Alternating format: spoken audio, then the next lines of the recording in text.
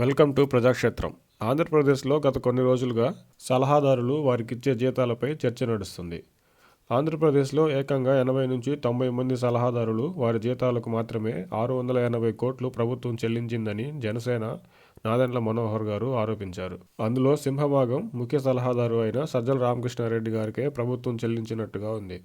అయితే ఇప్పటికే సలహాదారుల అంశం హైకోర్టులో ఉంది. సలహాదారుల చుట్టూ ఉన్న విమర్శలు, ఆరోపణలు పక్కకు పెడితే ఆంధ్రప్రదేశ్ ముఖ్యమంత్రి గారు జగన్మోహన్ రెడ్డి గారు కేవలం రూపాయి మాత్రమే జీతం తీసుకుంటూ ముఖ్యమంత్రి గారి ముఖ్య సలహాదారు మొదలు 90 మంది సలహాదారులకు లక్షల్లో జీతాలు ఇవ్వడంతో పాటు వారిలో కొంతమందికి కేబినెట్ హోదా కూడా కల్పించారు. సలహాదారులు తీసుకుంటున్న జీతానికి తగ్గట్టే అద్భుతమైన సలహాలు ఇచ్చి ఉండాలి.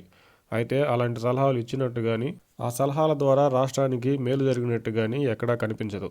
సలహాదారులు ఇవ్వని సలహాలకు చెల్లించిన మొత్తం 680 కోట్లతో కనీసం ప్రధాన కూడళ్లలో అయినా రోడ్ల గుంతలు పూడ్చి ఉంటే వైసీపీ ప్రభుత్వం రోడ్లపైన ఇంతగా వ్యతిరేకతను మూటగట్టుకునేది కాదేమో. ఆరోగ్యశ్రీ బకాయిల్లో కొంతైనా ప్రభుత్వం చెల్లించి ఉండొచ్చు.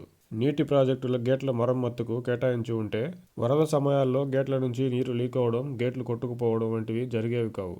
నిత్యం శ్రమకూర్చి ప్రజల కోసం కష్టపడే మున్సిపల్ కార్మికులు, అంగన్వాడీలు జీతాల కోసం ఉద్యమించే సమయంలో సలహాదారుల జీత ప్రస్తావన రాకుండా ఉండేది.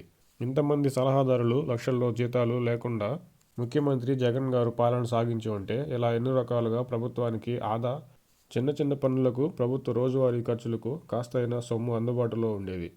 దాంతోపాటు రాజకీయ విమర్శలు సైతం వైసీపీ ప్రభుత్వానికి అంతగా ఉండేవి కావేమో.